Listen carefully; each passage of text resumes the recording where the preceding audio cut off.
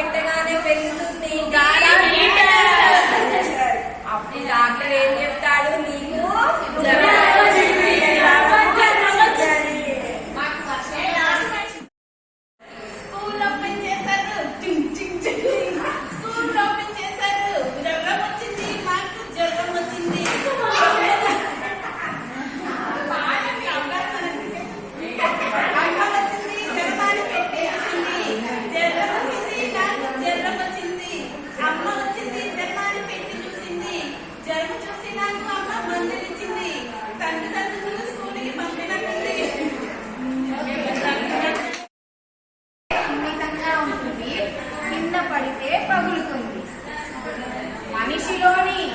మనిషిలోని వేడిని కొలుస్తుంది, కొలతలలో చూపిస్తుంది. మనిషిలోని వేడిని కొలతలలో చూపిస్తుంది. దీనిని బట్టి వైద్యుడు అంటే డాక్టర్ గారు ఉంటారు కదా, మనకు తగిన మందులని ఇస్తారు.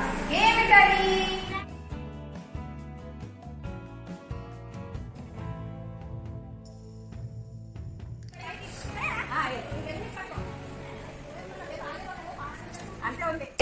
క్రియేటివిటీ అనేది ఒకరికి సంబంధించింది కాదు.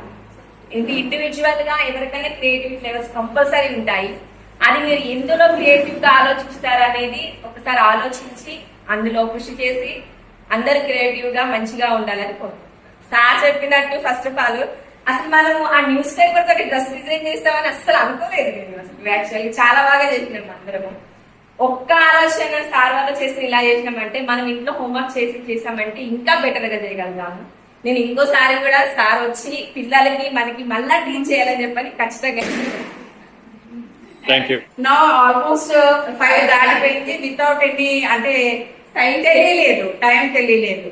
సో అది సార్ చెప్పిన ప్రకారము మనం టీచ్ చేసినప్పుడు కూడా క్లాస్ లో నేను అర్థం చేసుకున్నది, పిల్లలకి టీచర్ రాగానే ఈ టీచర్ ఎప్పుడు వెళ్ళిపోతుందా, ఈ క్లాస్ ఎప్పుడు వెళ్ళిపోతుందా కాదు.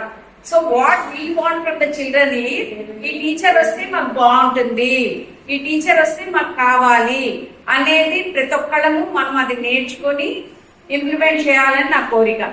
So we should play with them well explaining, we should listen to them. ఇప్పుడు మామూలుగా మనకి ఎలా ఉంటుందంటే హ్యాబిట్, మధ్యలో క్లాస్ చెప్తుంటే ఒకటి ఏదో డౌట్ వస్తుంది, నువ్వు ఫస్ట్ కూర్చోరా, లెసన్ అయిపోనివిరా, నో నాట్ దాట్. సో వాడికి ఏం డౌట్ వచ్చింది నేను చెప్తానన్నా నువ్వు అండర్లైన్ చేసుకో, లేకపోతే నువ్వు క్లాస్ అయ్యాక you come to me, I will explain you.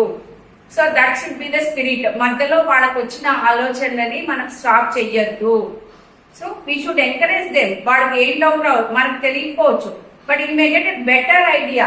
మనకు బుక్ లో ఇచ్చిన దానికంటే కూడా, ఎందుకంటే బుక్స్ రాసిన వాళ్ళు కూడా మళ్ళీ మనుషులే.